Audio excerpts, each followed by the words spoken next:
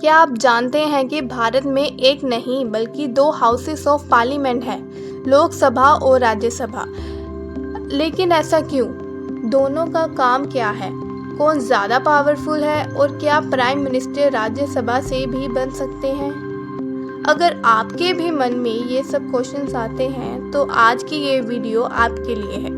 अगले 10 मिनट में आप लोकसभा और राज्यसभा के बारे में वो सब जानेंगे जो हर भारतीय को पता होना ज़रूरी है, इसलिए वीडियो को एंड तक ज़रूर देखें। संसद पार्लियामेंट क्या होती है? सबसे पहले समझते हैं कि पार्लियामेंट क्या होती है। भारत में देश के लिए नए लॉज बनाने का काम पार्लियामेंट करती है। अगर किसी नए कानून को लागू करना हो या पुराने कानून में बदलाव करना हो तो यह पार्लियामेंट के ज़रिए ही होता है। भारत की पार्लियामेंट 3 पार्ट्स में मिलकर बनती है: प्रेसिडेंट, लोकसभा, राज्यसभा।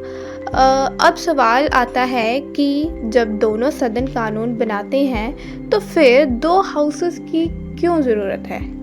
इसका कारण है कि एक सदन सीधे जनता का रिप्रेजेंटेशन करता है और जबकि दूसरा राज्यों का रिप्रेजेंटेशन करता है। इससे हर फैसले पर बेहतर चर्चा और संतुलन बना रहता है।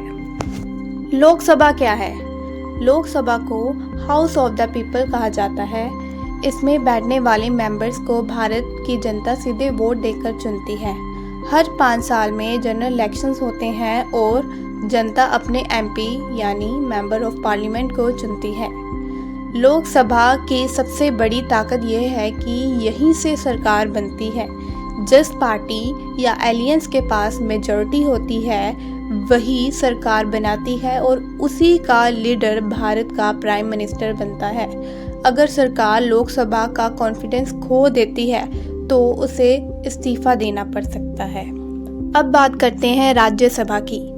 राज्यसभा को काउंसिल ऑफ स्टेट्स कहा जाता है।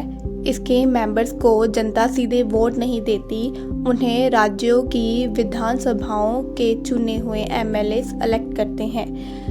राज्यसभा की सबसे खास बात यह है कि यह कभी डिसॉल्व नहीं होती। हर 2 साल बाद लगभग 1/3 मेंबर्स रिटायर होते हैं और उनकी जगह नए मेंबर्स आते हैं। हर मेंबर्स का टर्म 6 साल का होता है। इसी वजह से इसे परमानेंट हाउस भी कहा जाता है। अब जानते हैं दोनों के बीच सबसे बड़े डिफरेंसेस। लोकसभा के मेंबर्स जनता द्वारा डायरेक्टली इलेक्टेड होते हैं, जबकि राज्यसभा के मेंबर्स इनडायरेक्ट इलेक्शन से चुने जाते हैं। लोकसभा का टर्म 5 साल का होता है। राज्यसभा परमानेंट हाउस है। सरकार बनाने की पावर केवल लोकसभा के पास होती है। मनी बिल केवल लोकसभा में इंट्रोड्यूस किया जा सकता है। राज्यसभा उस पर केवल सजेशंस दे सकती है। अगर लोकसभा चाहे तो उन सजेशंस को मान भी सकती है और नहीं भी। यही कारण है कि फाइनेंशियल मैटर्स में लोकसभा ज़्यादा पावरफुल मानी जाती है। क्या प्राइम मिनिस्टर राज्यसभा से बन सकते हैं? इस सवाल का आंसर है हाँ। भारत का प्राइम मिनिस्टर लोकसभा या राज्यसभा किसी भी हाउस का मेंबर हो सकता है। इसका सबसे बड़ा एग्जाम्पल है डॉक्टर मनमोहन सिंह, जो राज्यसभा के मेंबर रहते हुए प्राइम मिनिस्टर बने थे, लेकिन सरकार का लोकसभा में मेजॉरिटी साबित करनी ही पड़ती है।